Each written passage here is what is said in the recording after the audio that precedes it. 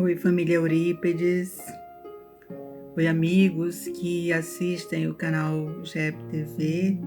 Espero que seja tudo bem com vocês. Bom, hoje eu trago para a gente refletir juntos um ponto interessante. Está lá no capítulo 15 do Evangelho segundo o Espiritismo, na parte fala que fora da caridade não há salvação. Tem uma proposição muito interessante do Kardec, que ele diz que toda a moral de Jesus se resume na caridade e na humildade.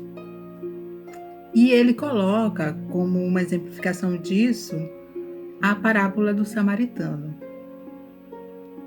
E refletindo bem, realmente a parábola do samaritano tem todos os itens necessários para que a gente tenha como exemplo da prática da caridade, notadamente na atitude do samaritano. Então achei interessante que nós pudéssemos fazer um pequeno estudo sobre essa parábola. Primeiro porque Jesus era um grande pedagogo e como pedagogo ele utilizou de várias técnicas, várias formas de ensinar, e uma delas eram as parábolas, porque elas traziam sinteticamente todo o ensino com termos da época, objetos da época, coisas que seriam inteligíveis, tanto na época como agora. Mas, ao mesmo tempo, essas parábolas são de uma riqueza impressionante, que nos leva a tentar sempre nos aprofundar, porque de cada lado que a gente veja, a gente tem uma interpretação. Essa parábola em especial, ela é cheia de simbolismos, metalinguagens, ela é impressionante. Obviamente eu não tenho as condições todas de abarcar, mas eu convido a todos vocês a me acompanharem nesse pequeno estudo que eu vou fazer, dentro das minhas possibilidades, é claro, dessa parábola, que já adianto que eu adoro, é um objeto de estudo meu, é muito interessante, né? E dessa vez eu peguei o ponto do questionamento, que é o principal, que é quem é o meu próximo. Então vamos fazer uma leitura e tentar compreender, aprender aquilo que nós podemos no momento. Ela começa assim. Então um doutor da lei, tendo se levantado, disse-lhe para o tentar: Mestre, o que é preciso que eu faça para possuir a vida eterna? Jesus lhe respondeu: Que é o que está escrito na lei? Que ledes nela? Ele lhe respondeu: Amareis o Senhor vosso Deus de todo o vosso coração, de toda a vossa alma, de todas as vossas forças e de todo o vosso espírito, e o vosso próximo como a vós mesmos. Jesus lhes disse: Respondeste muito bem. Fazei isto e vivereis. É muito interessante, né? Primeiro, pelo personagem que se apresenta, o doutor da lei, né? E que faz o questionamento Jesus. Doutor da lei, na época, na tradição judaica, toda a tradição era feita em cima das interpretações dos textos, né? Principalmente da Torá, mas os textos tradicionais. Então, haviam pessoas especializadas nesse estudo das tradições e para dar as interpretações corretas, ou que eles consideravam corretas para aqueles ensinamentos. Alguns deles eram chamados de doutores da lei, que eram que se especializavam na questão religiosa, no aspecto religioso.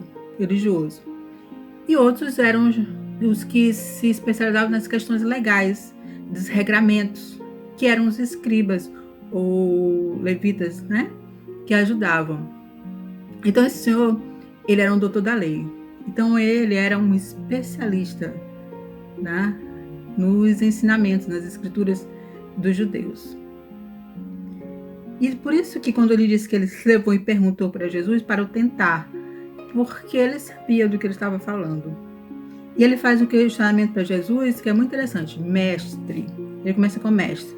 Que é muito interessante chamá-lo mestre, porque ele começa reconhecendo que Jesus também tinha o conhecimento, então eles estavam falando de igual para igual, mas em posições antagônicas. Pelo menos era o que ele pensava, né? E ele faz um questionamento que era uma das questões mais pontuadas e discutidas entre eles. O que é preciso que eu faça para possuir a vida eterna, né? Para possuir a vida além desta vida. A salvação, né? Nesse sentido. E Jesus responde de uma maneira excepcional. Ele sabia que ele queria uma resposta específica, né? Era pegar Jesus naquilo que ele falasse. Aí ele responde com um questionamento. O que é que está escrito na lei? Que ledes nela? São duas questões. O que está escrito na lei? Ele diz, eu sei. Eu sei que você sabe. Então me diz, o que está escrito? E você é um intérprete disso.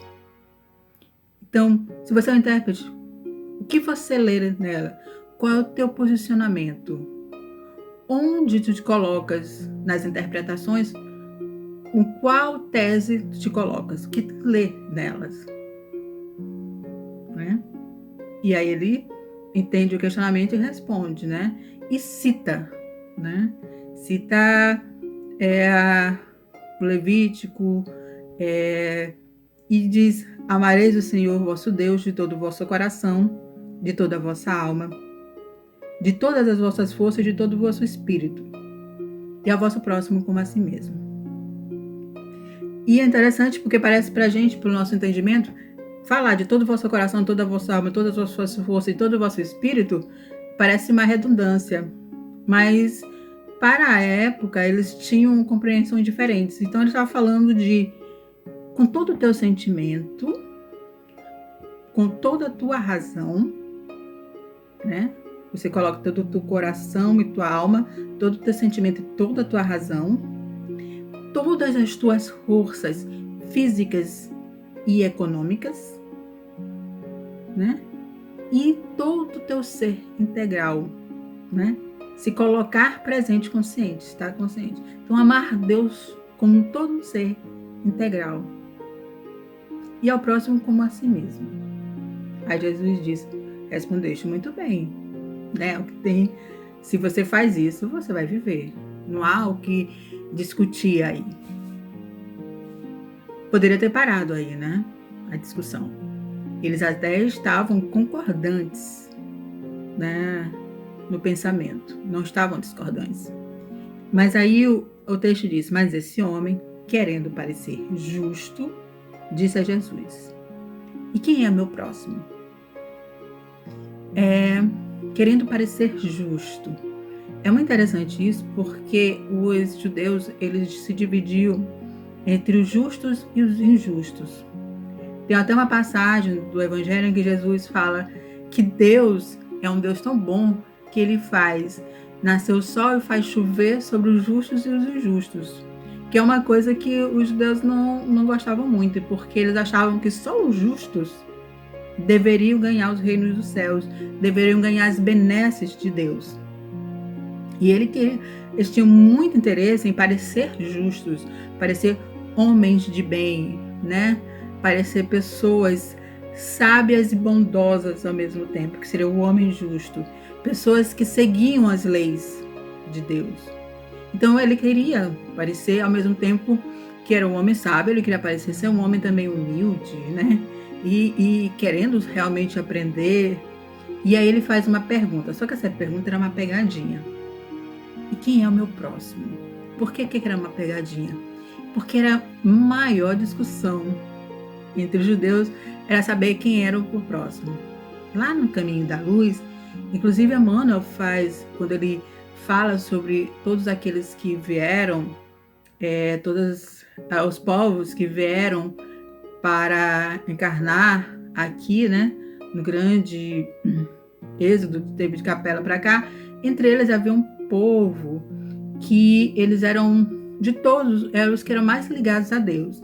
Eles reconheciam o poder de Deus, eles reconheciam a unicidade de Deus, eles tentavam seguir os ensinamentos de Deus, mas eles eram um povo muito orgulhoso, muito fechado, muito só eles, e que achavam que só eles tinham direito à salvação, né?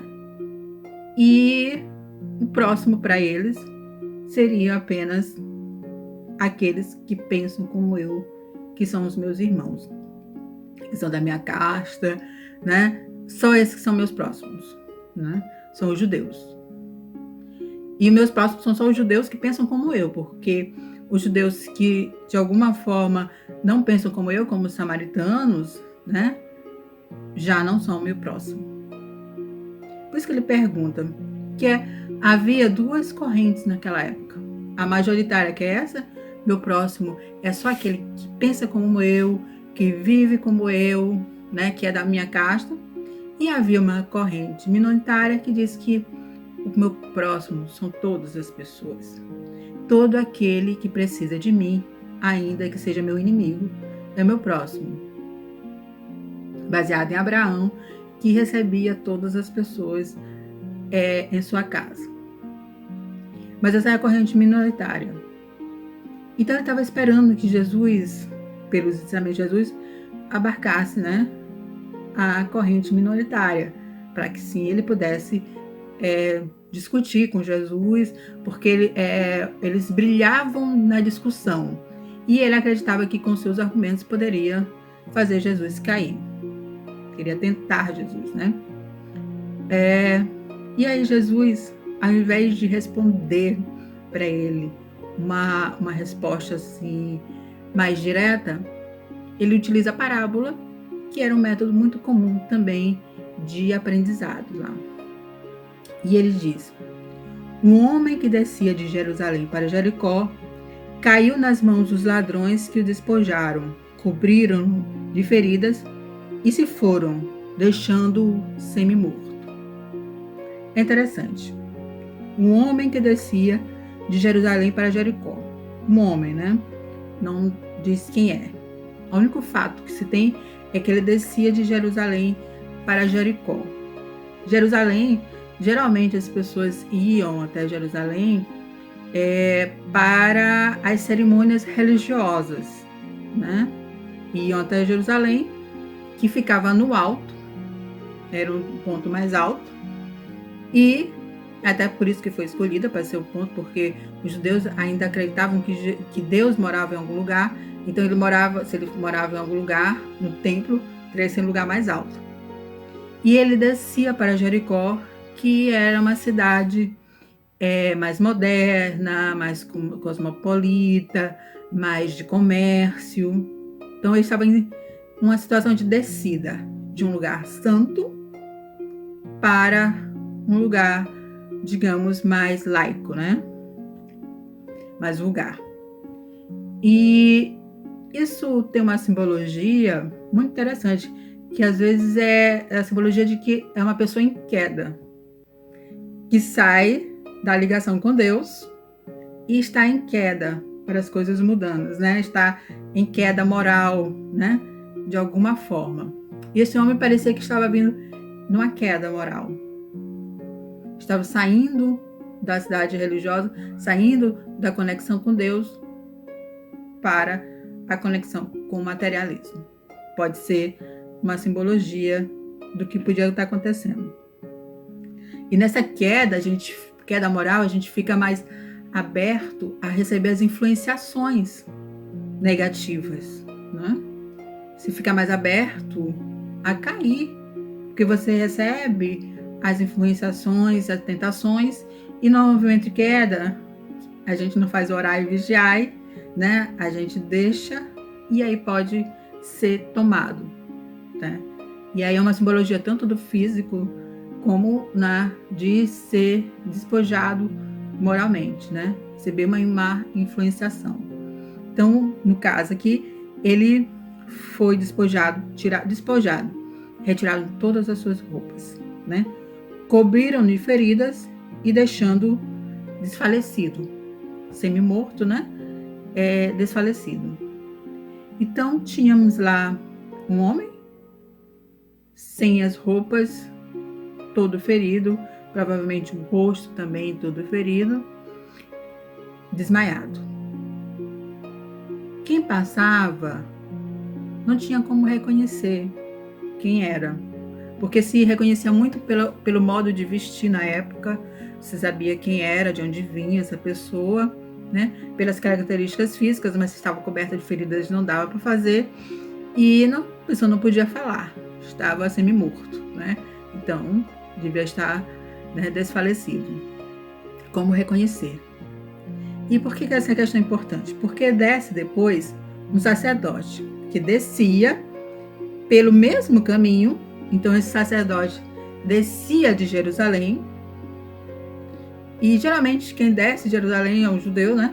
Descia de Jerusalém esse sacerdote e pelo mesmo caminho provavelmente ia para Jericó, que pode ser uma simbologia também que descia de alguma forma moralmente, estava desligado nesse momento da conexão com Deus. Percebe, e tendo percebido, passou para o outro lado.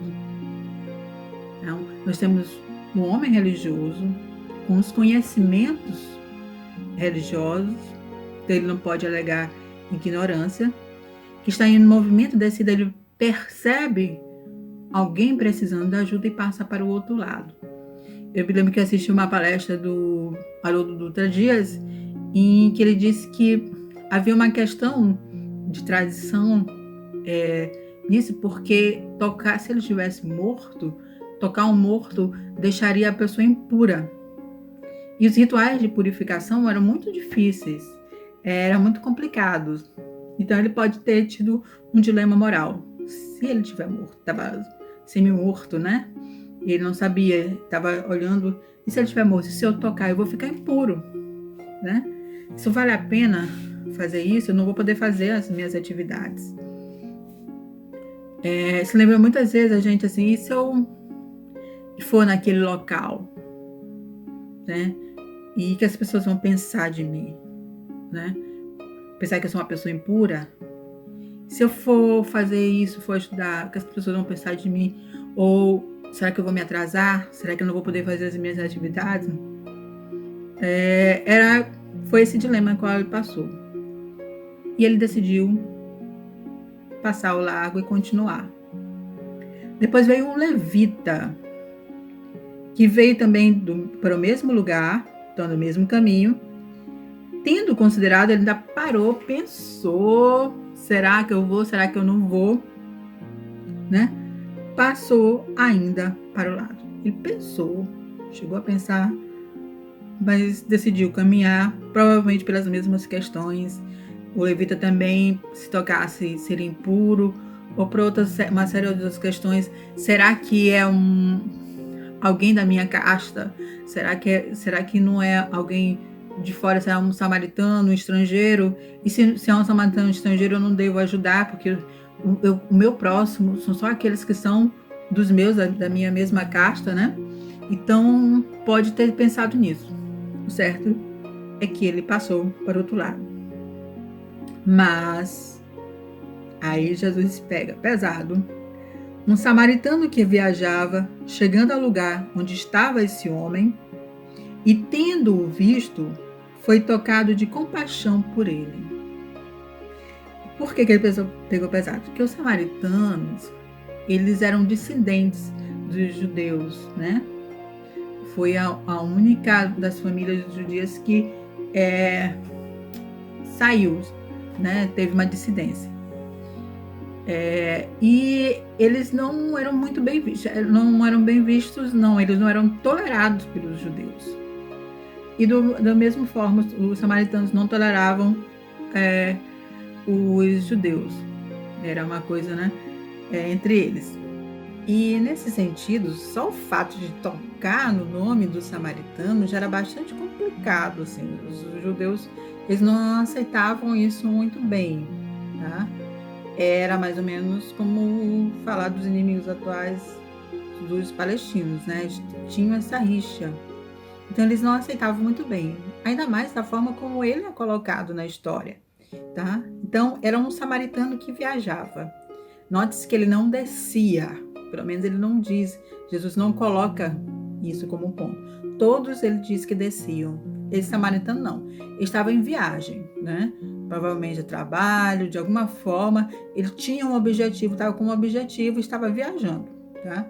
Subindo, descendo, não está descrito, né?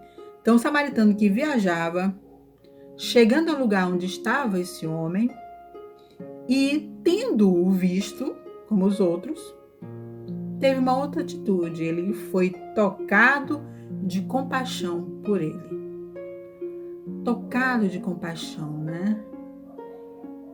O que nos move a compaixão? O amor a Deus, né? Amar a Deus sobre todas as coisas. Porque quando a gente ama a Deus sobre todas as coisas, a gente vê no outro, o próximo, a gente vê no outro, um filho de Deus. Então ele foi tocado por essa compaixão amorosa de Deus pelo outro, né? E aproximou-se dele, derramou óleo e vinho em suas feridas e as enfaixou. Ele não foi só parou na compaixão. Às vezes a gente para na compaixão, na piedade, né? Que triste, e nada faz. Ele não, ele colocou-se em ação, né? E ele estava viajando, ele deveria ter algum compromisso. E ele deve ter pensado, isso aqui é amar a Deus sobre todas as coisas, é assim, ele amar com o seu pensamento, com o seu sentimento. Ele deve ter avaliado, será que eu paro? Será que eu não vou me atrasar? Né? E depois de ter avaliado isso, ele se decidiu a si mesmo ajudar, né? Então, ele vai e derrama óleo e vinho. Tem uma questão muito simbólica, que é tratar da ferida, tratar imediatamente, dar o primeiro socorro, né? Com aquilo que a gente tem. Ele tinha óleo e vinho. Vinho tem álcool, é antisséptico. O óleo deveria ter alguma substância que fosse anestésica, ou mesmo que cobrisse a ferida. Era o primeiro socorro inicial ali, que é algo que nós podemos fazer às vezes a gente é chamado de primeiro socorro, né? Dar aquilo que nós temos, aquilo que nós podemos em favor do outro. Então foi isso que ele fez, deu o primeiro socorro, lavou as feridas, as enfaixou, protegeu, né? E é isso que a gente pode fazer com alguém que vem com feridas emocionais, feridas morais, que vem ao nosso encontro tentando pedir nossa ajuda, e aí a gente pode dar esse primeiro socorro, né? Primeiro leniente, né? Aquelas primeiras palavras, aquele primeiro abraço, aquele primeiro eu te entendo, né? Lava as feridas, coloca um emolente, assim, uma proteção em faixa, né? Para ajudar. Porque às vezes a gente não vai poder jogar Kardec, jogar os ensinamentos de uma vez, porque o que a pessoa precisa de início é esse primeiro aconchego, é falar do Evangelho de uma forma tranquila, amorosa, né? E é isso que ele faz. E ele não para por aí, poderia ter parado, né? Já deu uma ajuda, poderia ter buscado. Ele coloca-o no seu cavalo. Para colocá-lo no seu cavalo, ele desceu do cavalo, desceu dessa montaria. Ele doou aquilo que ele tinha, né? Ele saiu do seu conforto para ajudar o outro. Colocou no seu cavalo, saiu puxando o cavalo e levou a uma hospedaria, onde cuidou dele. Quando já com recursos maiores, cuidou dele. No dia seguinte, tirou 2 moedas e deu ao hospedeiro. Tirou, né? Dar de tudo que a gente pode dar, do nosso físico, né? Das nossas ações e das nossas possibilidades econômicas, né? Ele também fez a doação material. E disse ao hospedeiro: tende bastante cuidado com este homem, e tudo o que despender jamais, eu vos restituirei no meu regresso. Essa é uma coisa interessante, porque ele ajudou naquilo que ele podia, continua a vida dele, né? Se eu vi até uma reflexão muito interessante, uma palestra que eu vi, que eu não me recordo agora quem falou, e que me lembrou disso, de você ser caridoso no limite das suas forças. Às vezes a gente só pode ir até ali. E acho que é Pedro Simão que falou isso. E depois dá para alguém mais fazer.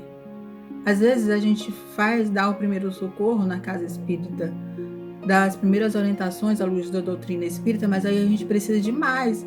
A gente precisa deixar essa pessoa a outros cuidados também, que pode ser de médico, de um terapeuta, de um psiquiatra, dos alcoólicos anônimos, de um grupo de apoio a drogas. Pode ser que a gente precise, além daquilo que nós damos, dar mais, de uma ajuda exterior. E aí a gente tem que ter a humildade de saber buscar essa ajuda, que nem sempre nós vamos ter todos os recursos. A gente dá aquilo que tem e busca o apoio, como ele buscou no hospedeiro. Mas diz, depois eu vou voltar. Faz o que tu podes, que depois eu volto e restituo. Então, eu não vou deixar, Léo, eu vou acompanhar, né? Se a pessoa precisar de mim, continuar precisando de mim, eu aqui estarei. Aí depois, quando Jesus termina de contar essa pequena historinha, essa parábola, ele se volta para o doutor da lei e faz a pergunta: qual desses três vos parece ter sido próximo daquele que caiu nas mãos dos ladrões? Ele inverte a questão. Ele perguntou qual é o meu próximo. E ele pergunta quem é o próximo daquele que caiu na mão dos ladrões. E o doutor responde: aquele que exerceu a misericórdia para com ele. Jesus diz: e depois, e fazer o mesmo. Aí tem uma coisa interessante.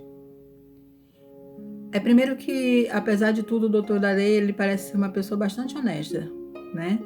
Ele entende, e apesar dele não falar o samaritano, ele falar aquele que exerceu a misericórdia, ele reconhece que quem realmente foi o próximo foi aquele que exerceu a misericórdia, né? É aquele que viu o outro, né, e foi ajudar. Mas uma coisa interessante na pergunta de Jesus é uma coisa que a gente, geralmente, quando a gente lê essa parábola, a gente diz: eu não quero ser o sacerdote, eu não quero ser o levita, não quero ser o doutor da lei, né? A gente se vê só nessas três possibilidades. E aí Jesus lembra, tem uma outra possibilidade. Você pode ser o caído, semi-morto, despojado de tudo. E aí, quando você estiver caído, semi-morto, despojado de tudo, e aí quando você estiver caído moralmente, tiver caído numa obsessão, tiver tido problemas econômicos, familiares, problema de qualquer ordem, e você estiver desesperadamente precisando de ajuda, qual desses você gostaria que fosse o teu próximo? Aquele que tem misericórdia. Porque quando é a gente que sofre, a gente quer o melhor, aquele que pode ajudar. Então, o próximo é aquele que ajuda a qualquer um, mesmo sendo inimigo. É aquele que exerce misericórdia, que olha o outro. E quando a gente tiver dúvida de quem é nosso próximo, a gente pode pensar: e se eu estivesse nesse lugar? Se fosse eu, quem eu gostaria que fosse o próximo dessa pessoa? E nos transformarmos nesse próximo. O próximo é aquele que exerce misericórdia. O próximo é aquele que ama. O próximo é aquele que vê. O próximo é aquele que entra em ação. O próximo é aquele que estende a mão. O próximo é aquele que ama a Deus de tal forma que ele utiliza todas as suas forças, todo o seu coração, todo o seu espírito, toda a sua alma em favor do outro. Porque amando o outro, estaremos amando a Deus. E esse é o ensinamento dessa parábola. E quando o doutor da lei reconhece, ele diz, então é isso. Vai e faz o mesmo. Ama, tende misericórdia, exerce a compaixão, doa de ti mesmo. E aí estareis fazendo a vontade do Pai. Então esse ensinamento da caridade, da humildade, né? De saber exercer a caridade, saber colocar em prática, de não ser só uma letra, algo que a gente estuda, mas algo que a gente coloca na vida. Eu quero ser o próximo sempre. Eu quero ser aquela pessoa que olha, que para, que olha, que ajuda, que dá o que pode dar, no limite das suas forças. Deus não quer o excesso. Se eu só posso dar os primeiros socorros, que bom. Darei da melhor forma possível. Darei do meu amor, do meu vinho, do meu óleo. Enfaixarei as feridas. Conduzirei a quem pode ajudar. Retornarei, perguntarei, está tudo bem contigo? É só isso que Jesus pede. Só isso que ele ensina. E se nós formos ver, é só isso que ele vivenciou. Foi tudo isso, na verdade, que ele vivenciou. Tudo isso que ele fez. Porque Jesus também é o nosso próximo. E nos momentos em que nós estivermos deitados, espojados, semi-mortos, cheios de feridas morais, doloridas, busquemos aquele que sabe ser o nosso próximo, busquemos a Jesus, oremos a Ele. E Ele, através das mãos operosas daquele que viajam a trabalho, que se colocam a caminho, saberá mandar o conforto. É muito bom saber disso, né? É muito bom sabermos que podemos nos colocar a serviço de Jesus, pedindo a Jesus que eu possa ser o próximo sempre, Senhor, sempre que Tu precisares, que eu possa ser movido pela Tua compaixão, colocar minhas mãos, meus pensamentos e meus sentimentos em Teu favor, em Teu serviço. Deus praza que nós possamos fazer isso, possamos aproveitar esse ensinamento na nossa vida. Obrigada, que possamos estar sempre unidos em prece, em coração, orando uns pelos outros, dando as mãos uns aos outros, suportando-nos, dando-nos suporte uns aos outros. Muito obrigada. Que Deus esteja com todos nós. Um abraço fraterno.